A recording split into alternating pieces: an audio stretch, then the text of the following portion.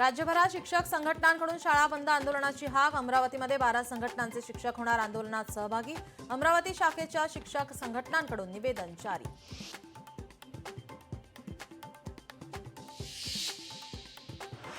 दिग्विजय पाटील यांची पुणे पोलिसांनी केली चौकशी। मुंडवा जमीन घोटाळा प्रकरणात चौकशी। 1 डिसेंबरला रात्री उशिरा चौकशी केली असल्याची माहिती। छत्रपती संभाजीनगर महानगरपालिकेतील मनपामधील 29 लिपिक टायपिंग परीक्षेमध्ये वारंवार नापास। 7 दिवसात खुलासा न मिळाल्यास कारवाईचे आदेश। महापरिनिर्वाण दिनानिमित्त वाहतुकीत बदल। आजपासून पुढील 2 दिवस म्हणजे 7 डिसेंबरपर्यंत वाहतुकीत बदल। पुण्याच्या आंबेगाव तालुक्यात बिबट्याचा वावर। 2 बिबट्याचा रस्त्यावर मुक्तपणे संचार। नागरिकांमध्ये भीतीचं वातावरण।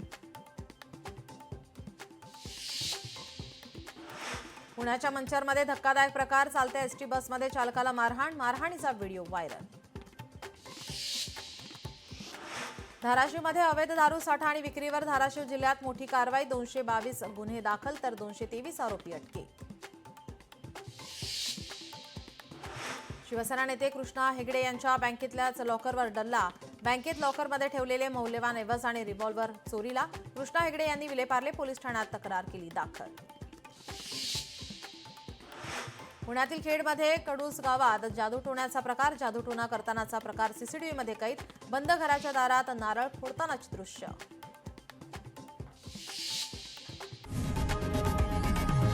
लोकशाही मराठी ऐका, पहा, जागरूक रहा।